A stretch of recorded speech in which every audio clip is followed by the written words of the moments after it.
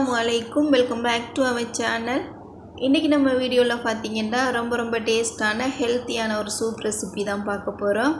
மாட்டுக்கால் soup தான் செய்து காண்பிக்க போறேன்.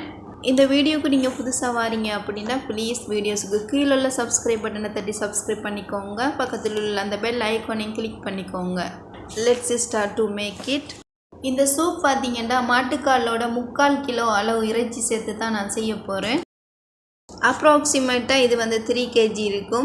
3 கிலோ வைத்து தான் செய்ய போறேன். இறைச்சி சேர்க்கிறது ஆப்ஷன், நீங்க விரும்பினா சேர்த்துக்கோங்க. இத வந்து நல்லா க்ளீன் பண்ணிட்டு கழுவி எடுத்துர்க்கேன். நான் வந்து பிரஷர் குக்கர்ல தான் அவிக்க போறேன். இதுக்கு 1/2 டீஸ்பூன் மஞ்சள் தூள், ஒரு 7 பச்சை மிளகாய் நடுவுல கட் போட்டுட்டு எடுத்துர்க்கேன். கூட 1 டேபிள்ஸ்பூன் அளவு உப்பு சேர்த்துக்கிறேன். நிறையவே தண்ணி சேர்க்கிறதால உப்பு கொஞ்சம் அதிகமா சேர்த்துக்கிறேன். இப்போ தேவையான அளவு தண்ணி சேர்த்துட்டு நான் ஒரு 3 விசில் வரும் வரை குக் பண்ண போறேன்.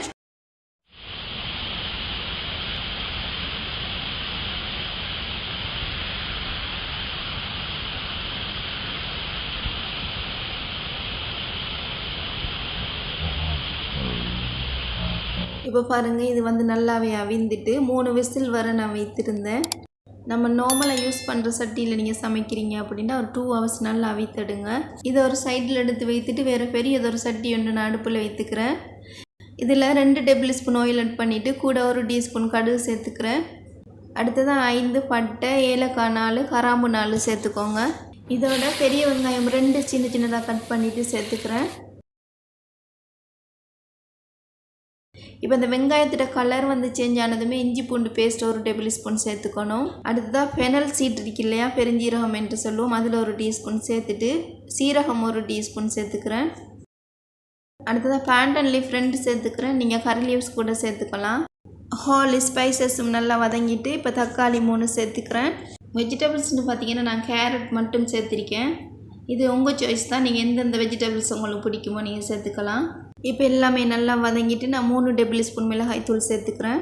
நீங்கள் 1 கிலோ வைத்து செய்கிறீங்க அப்படின்னா 1 டேபிள்ஸ்பூன் குவான்டிட்டியில் சேர்த்துக்கோங்க. அடுத்தது அந்த பீஃப் லெக்ஸ் அவித்தோம் இல்லையா, அந்த வாட்டர்லேருந்து 2 கப் சேர்த்துக்கிறேன். இந்த மிளகாய் தூள்ற பச்சை வாசம் எல்லாம் போகும் வரை நல்லா கொதிக்க வைக்கணும்.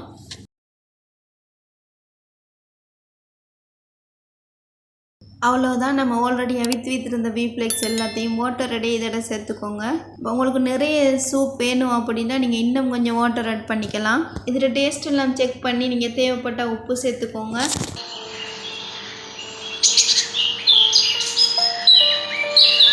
லாஸ்ட்டாக 1.5 டேபிள்ஸ்பூன் பெப்பர் பவுடர் சேர்த்துட்டு நல்லா மிக்ஸ் பண்ணிக்கிறேன்.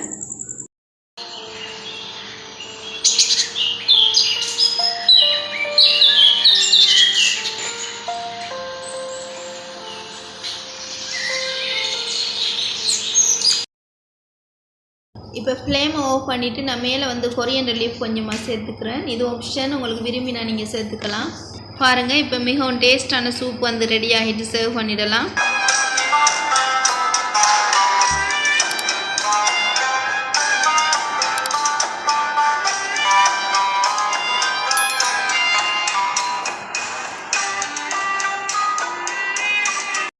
இந்த ரெசிப்பியில் நான் யூஸ் பண்ணியிருக்கிற இன்க்ரீடியன்ஸ் வைத்து நீங்களும் கட்டாயம் ட்ரை பண்ணி பாருங்கள். டேஸ்ட் அவ்வளோ சூப்பராக இருக்கும். இந்த வீடியோ உங்களுக்கு பிடிச்சிருக்கும்னு நம்புகிறேன். பிடிச்சிருந்தா மறக்காமல் என்னுடைய வீடியோஸ்க்கு கீழே உள்ள சப்ஸ்கிரைப் பண்ண தட்டி சப்ஸ்கிரைப் பண்ணிக்கோங்க. பக்கத்தில் உள்ள அந்த பெல் ஐகானையும் கிளிக் பண்ணிக்கோங்க. இன்ஷால்லா நெக்ஸ்ட் வீடியோவில் வந்து சந்திக்கிறேன். அண்டில் தென் அஸ்ஸலாமு அலைக்கும். Thank you so much.